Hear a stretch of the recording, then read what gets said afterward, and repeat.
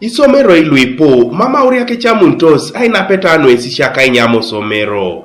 Konye osomero lo choche a girls senior secondary school. Apota Amuria kocha manaros, aitachi sirigin, lukumina kaisa kanyape, kangine Esisiak kano aina petano ainyam. Apota ani tubonebe, idueli po mama nyameto somero, munulo enye umunitore.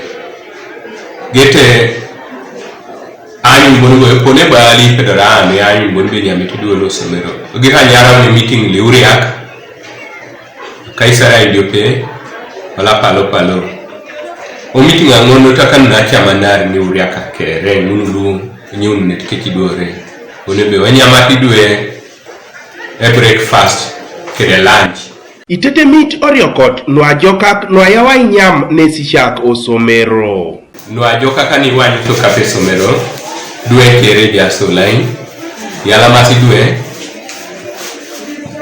Yes, atukoto da imamu bene joso no ratukoto. David Osule member lo committee lo ericho kita Amuria ka imwalimun koraida lo imani eiponelo ejata rinyamate Esisiak ngisabalebe elo sete berai na peta no inyam ejok the full ka kere adeka na ikoti kwa so COVID-19 atata pasube munu dumam ajara kazajo ajara jokan sanyam asumana jokan knowledge kutanya moja itoba ekolbe potidwe performing engito la job arenya mtusomero James Peter Eilu Aurian lo esomero kalo nges ekweta tai na peta no Esisiak kere ainyama kosomero adolu osomero adon bon be jasidwe nyamete jasila kajara so di borengine e joka de parno to jokar ni duanya mosomero narabera reja soreda nyamete at this time lunch time special nyamete inertos Esisiak adaebe e joka Amuria kotamata ayonu kesi